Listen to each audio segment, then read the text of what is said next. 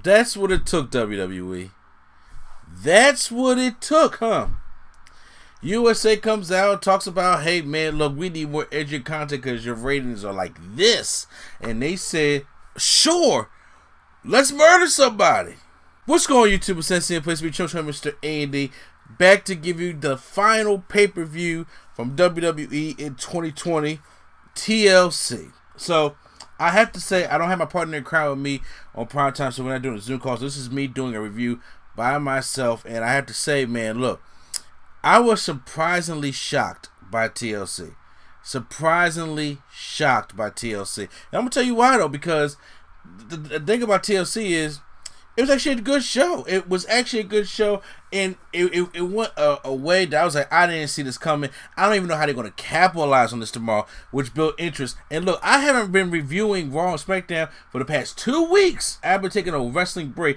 I've actually watched NXT and AEW. I just haven't got the Wednesday Night War up. But look, I'm telling you guys right now, I may have to go check out Raw tomorrow just to see if Randy Orton is going to jail, you know what I'm saying, which I seriously doubt, if he's getting fined for committing murder, or if the Fiend is going to resurrect and something going for WrestleMania play. I don't know what's happening, but we got to get into TLC, man, because TLC was actually a pretty decent card. I actually went back and watched it twice.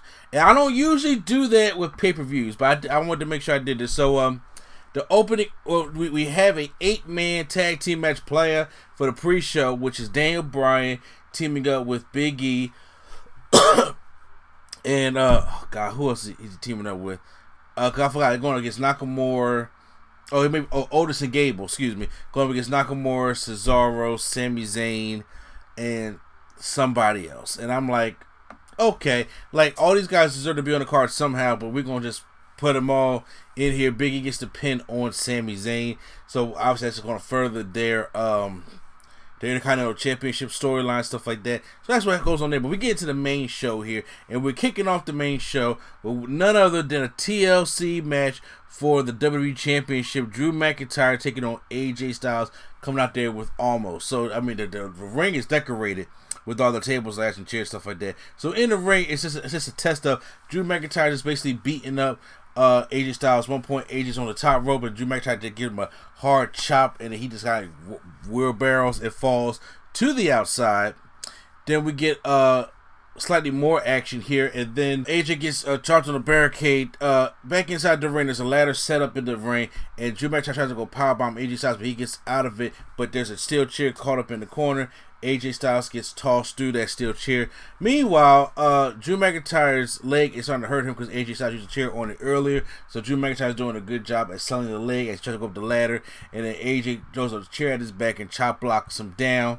So they were doing a real good explanation when it comes to the knee. AJ tries to clear the table on the outside. The dude, I know he's going to go for the springboard 450, honestly, but he climbs up the ladder and goes on top rope. But then Drew McIntyre comes and does a ladder like right at AJ's head right at the top, so we don't get that 450 splash that like he did with Dean, because that was a spot.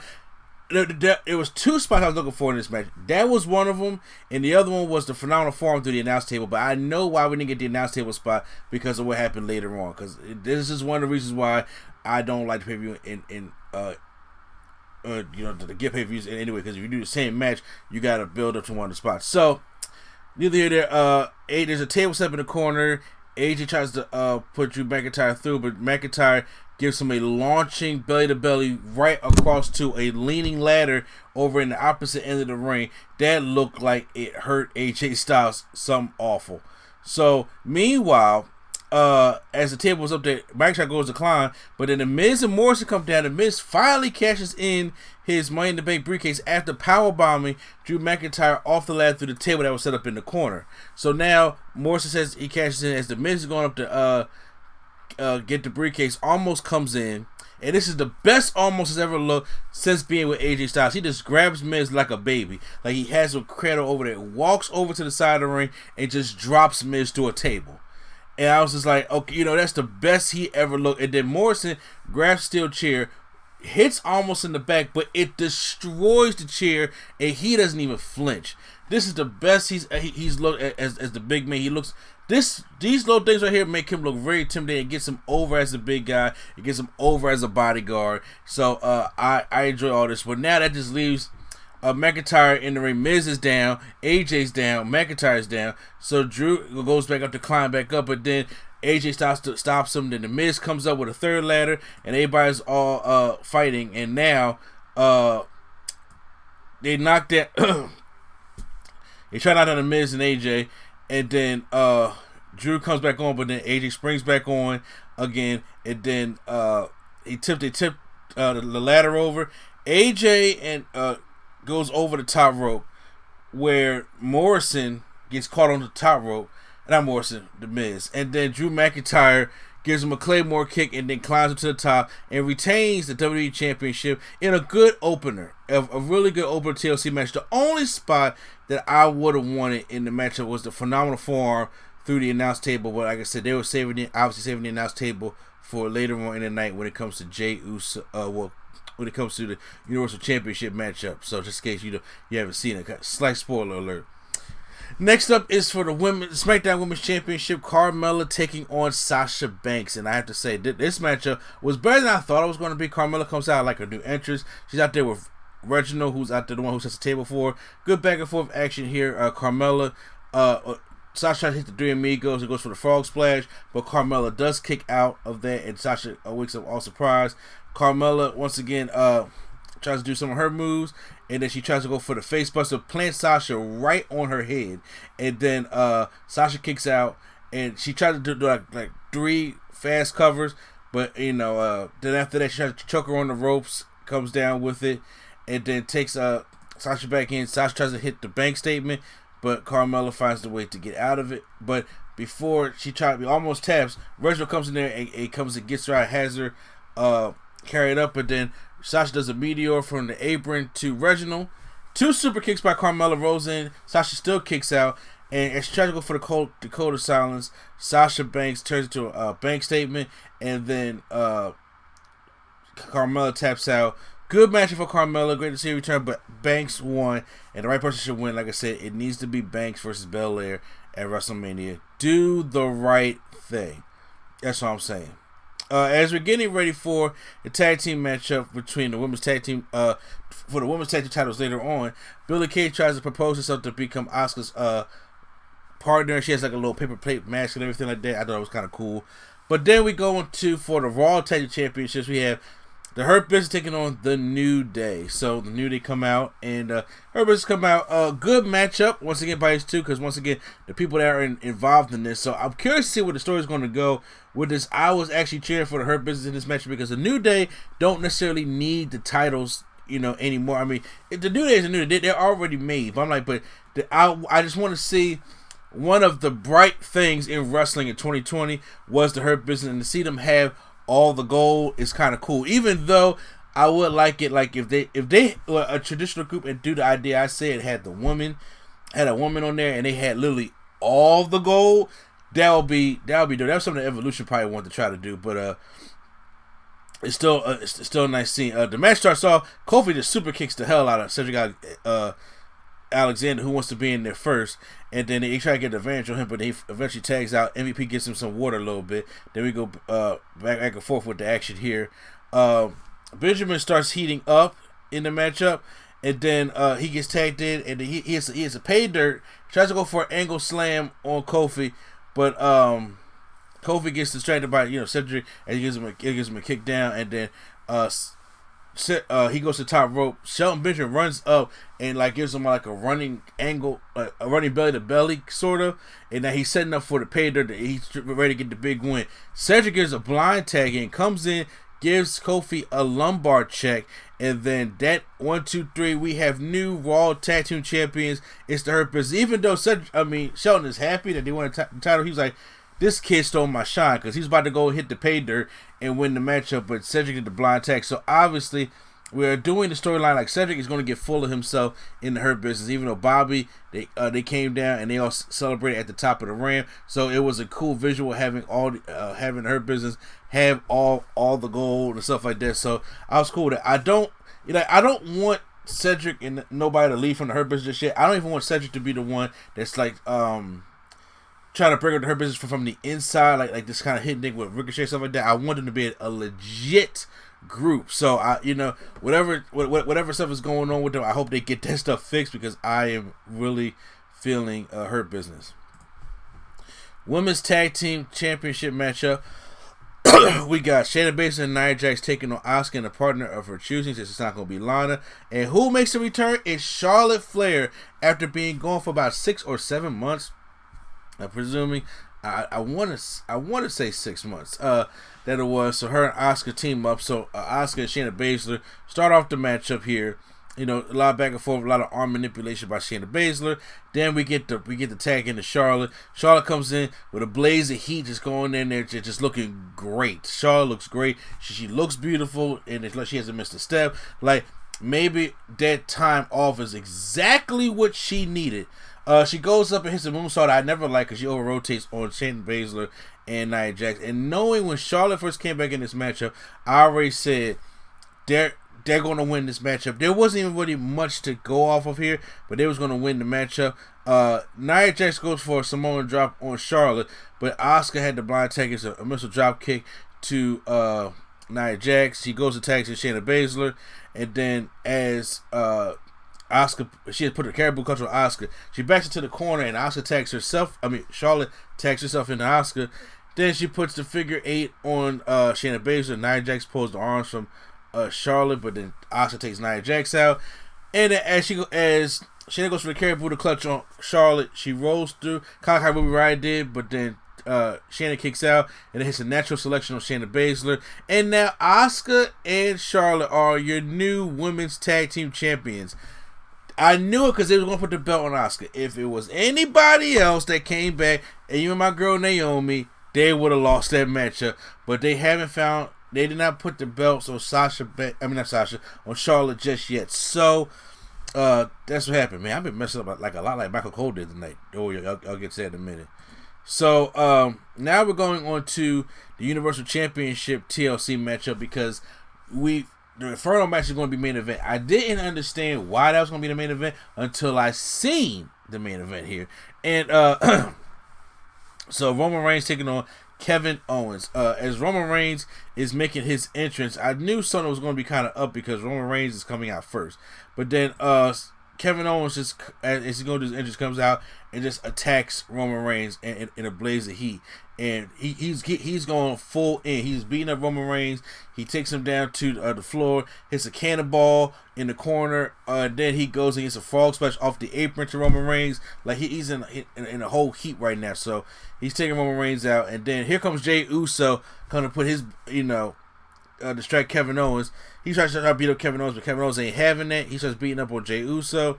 Grabs a steel chair and starts wailing on Jey Uso, and then Uso tries to fight back for a little bit, but then goes for a super kick, and then Kevin Owens hits him right in the leg and starts slamming all on his leg, Pillmanizes his leg, and then now Jey Uso has been taken out of the equation. He goes back, but then as he's going back up into the ring, out of nowhere, well, first of all,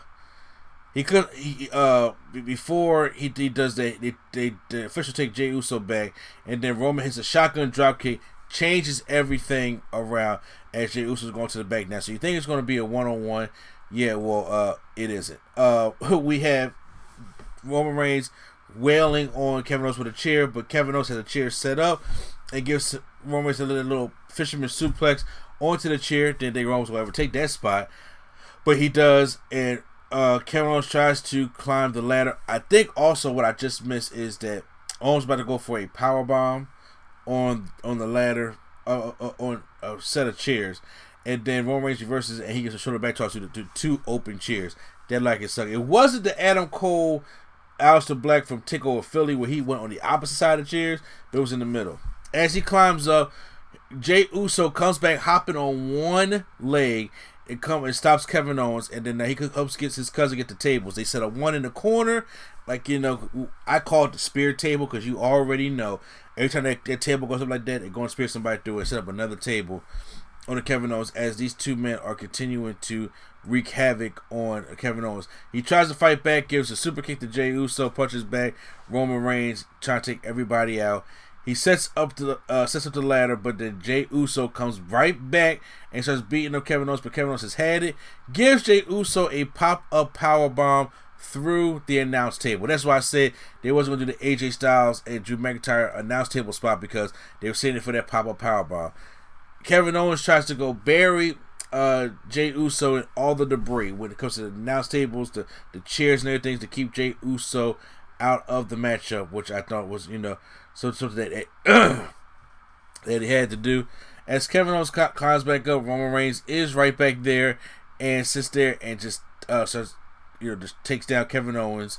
And now the Roman Reigns' beating begins as he just gets angry. He's just like, why Kevin Owens even be in much of this fight, let alone embarrassing me. So then there is a spot where Kevin Owens go for a super kick. He catches him, and then Roman powerbombs him on a ladder, Michael Cole, because Michael Cole said he spine busted him through a table, but he really powerbombed him on a ladder that was leaned up against the ropes. And I was just like, God, okay. So after that, Owens rolls to the outside. As the table set up and chair set up on the outside, he chokeslams Kevin Owens to a table and checks on Jey Uso for a little bit. And then he just beating this guy down. He goes and climbs the ladder, but Kevin Owens finds a way to hold him like so pathetically. And he says, "Yo, man, you shouldn't be doing this right now. You're embarrassing your family." He keeps slapping him, but then Owens gives him a hard slap. Then Roman spears him right through the table in the corner, called that spot. And now Kevin Owens rolls to the outside, and then Roman rolls to the outside. He baits Roman to come on, do it again. But this time, Roman goes so hard, he spears himself through the barricade. Now Kevin Owens has a clear shot to go up and get the belt. Like, they did a good job in this matchup, giving me believable points. Okay, I will say that they did a good job making me believe that Kevin Owens could actually win this matchup. So he goes up to the top rope after Roman Reigns just spears himself through the barricade. As he's trying to climb, I think, is it Jey Uso no, Roman Reigns comes back. Okay, Roman Reigns kind of like no-sells and everything, because Kevin Owens is climbing kind of fast. He's not doing the whole no, he's climbing kind of fast. And so him and Roman Reigns are going back at it. He slams him into the ladder. Roman is getting pissed now, but Kevin Owens goes for a pop-up powerbomb on the Roman Reigns and a couple super kicks. Roman gets out of it with a Superman punch, that classic spot they always do. He goes for it again, but gets another pop-up powerbomb through the table that they set on earlier. I like all the callbacks. So now he's really about to go up now, because Jey Uso's done. He popped a powerbomb and he rolled outside the ring. He can do it, but then who comes back? Jey Uso comes back again. And he's like, what the hell do we gotta do? Takes Jey Uso down at the bottom, gives Jey Uso a stunner. So now the stunner's gone. The powerbomb is done. He really has nobody else to stop him in this matchup to win. But then Roman comes back up in the matchup, gives Kevin Owens the guillotine at the top of the ladder. Kevin Owens passes out, and then Roman Reigns wins the championship. Great matchup by these two. They excel in the hardcore element. And this is a good taste. I like this better than Drew McIntyre and AJ Styles. Not saying that wasn't a good match also, but once again, the problem with these pay-per-views is if you got the same kind of matchup, that's why I don't like TLC, that's why I like Hell in a Cell, that's why I don't like, those kind of things, because when you're plagued by having the same match, you don't want each match to top the other match. So I'm just like, AJ and Drew McIntyre was a good match. I thought they can do more, but obviously they were saving it all for this matchup, and I really enjoyed what Kevin Owens and Roman Reigns did. It was a great opponent, Roman Reigns. Who's next for WrestleMania? We don't even know. I just hope it ain't Goldberg. Goldberg can do the Royal Rumble, just not WrestleMania. So we got to see how this goes on. Main event time here, people. Yes, main event time.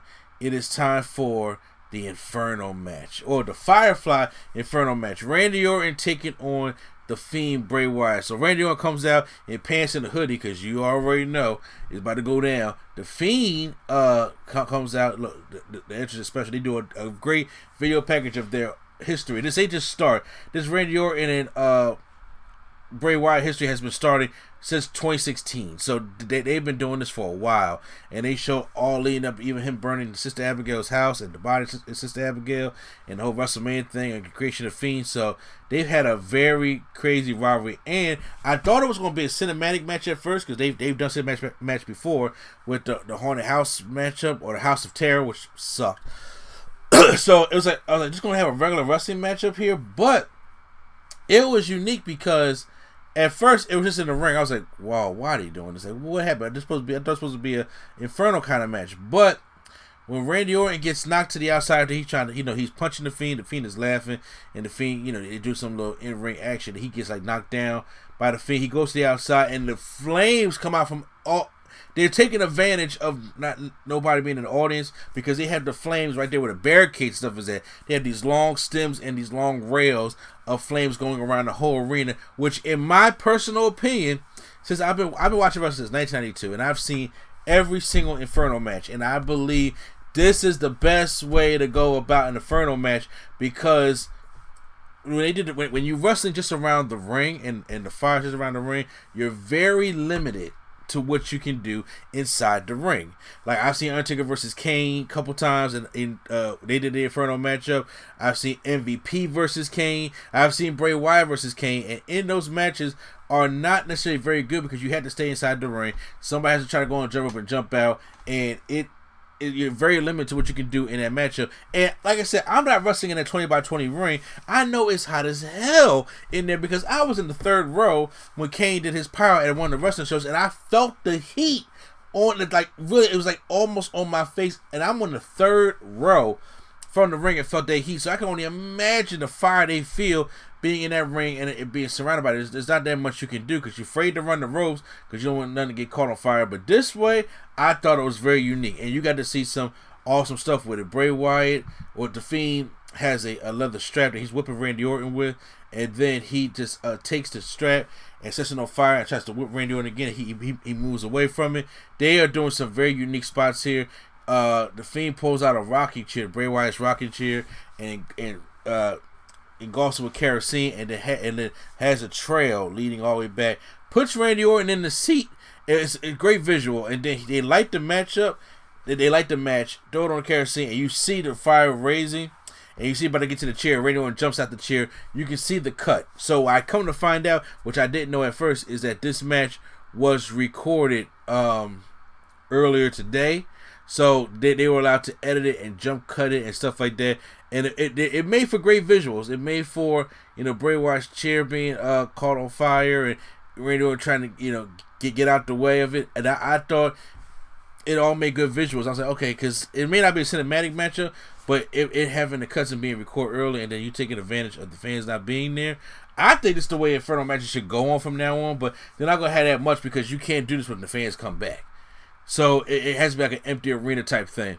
Orton grabs a chain and tries to tie around the Fiend's mask and hit and try to burn the Fiend's face, but it doesn't work necessarily. The Fiend takes back in the ring, getting the rock bomb, then the next snap, and like I said, the fire going around the arena has a cool visual to it. Fiend gives it's like a pickaxe or an axe handle. He sets that on fire, tries to hit Randy Orton with it. Randy Orton low blows him and gives him the Orton DDT from the apron to the floor. Orton goes for an RKO, but the Fiend gets in the Manimal Claw and is about to put Randy Orton's back right into the fire, but Randy Orton turns it around and pushes the Fiend right into the fire and catches his jacket on fire. And you could tell this ain't a stunt man. This is actually Bray Wyatt here. So they got the protection on Bray Wyatt when it comes to, because he still had the coat on. And I was like, something should have gave way when he had the coat on. And I was like, okay, I get. So he's probably gonna be the one to lose. It's better than when Kane put the little plastic sleeve on his arm in 1998 for the Inferno matchup. Or it was cool when the MVP's back happened, but this I like, it's like the Fiend just being engulfed with flames, just standing there for a brief minute. Then he rushes into the ring, seeing he's on fire, and then gets an RKO by Randy Orton. And the match is over. Randy Orton won the match because the Fiend is on fire, and he's just laying there on fire after getting the RKO. And now you can tell where the cut was at because when you come back, you see the white residue on his back, so you know he got put out by a fire extinguisher. Orton's just sitting there looking, and he's just like, whoa, out of body experience. And then Orton checks on the Fiend, kicks him over, and rolls the Fiend over. Then I guess the voices inside Randy's head is really getting to him. He takes the kerosene, pours it all over the Fiend. And I was like, are they really about to do this? Like they teased before. I remember, the whole 1998 when Kane was about to set himself on fire if he lost the title in the first blood match. Like, well, you really gonna do this? But then Orton is literally pouring this stuff all over the Fiend. Takes a match, lets it burn all the way down to his fingertips, damn near, and then sets the Fiend on fire. Sets the Fiend on fire, goes to the outside, does his pose, and that was TLC. Obviously, they and you can tell it's a dummy in the ring. Like, he really poured the kerosene or whatever it was on Bray Wyatt. That was really him. But when the match went down, you could tell when they came back, you could tell it was an obvious dummy. I think the camera stayed on it stayed on the dummy a little bit too long, because then you looked at it, it was like you could clearly tell that's a dummy. But I'm like, if they had just like quick cut or that he do it on there, you just see this body burning. It probably would have been a little bit better. But yeah, he killed the Fiend. I don't know where this is going to go. I really don't know where this is going to go, how it's going to be. But that's what happened at TLC, and I have to say, I wasn't expecting that. But I kind of had to be happy. I was like, it was entertaining. It was something different that we haven't seen. It really got to a dark place right there of killing somebody. Something has to happen tomorrow, Randy Orton. I can see why this was the main event, because you're not going to burn somebody and talk about something. Well, time for our main event of TLC. I'm like, no. This man committed murder. Okay? I don't know if Bray Wyatt is going to come back tomorrow. I mean, or what's going to happen with the Fiend character, if they're going to do something for WrestleMania. Who knows? There's no Alexa Bliss. There's so much stuff now you've opened the door for, so now you gotta see what's going to happen. So, guys, that was TLC, and I'm gonna go say it. I give TLC an A. I enjoyed both TLC matches. I enjoyed the Hurt Business getting on the goal. Sasha and Carmella was surprisingly good. Charlotte made her return. Miz had a failed cash-in, thank God, and then Charlotte wins the women's tag team titles, and then somebody got set on fire. Can't hate on much of anything, really. If the only thing I could put don't like about this thing so far is that Daniel Bryan was on the pre-show. So, that's what it is. But you guys can post down in the comments down below, how did you guys feel about TLC? How did you guys feel about, the Fiend getting burned and, burned alive? You know what I'm saying? If you guys enjoy it or not. Hit the like button if you guys enjoyed my review. Hit the subscribe button for more wrestling reviews. I think I'm going to do Raw, SmackDown, and then before the end of the year, those will be my last reviews, and then hopefully we start 2021 a little bit more strongly. We're almost at January 31st, so this will hopefully be the last time you guys see reviews like this, where we in Prime plan on going live, so hopefully you guys can check all that stuff out. So once again, this is NCN Place to Be, Chill Chamber Stay in D, and the Nerd Coalition is out.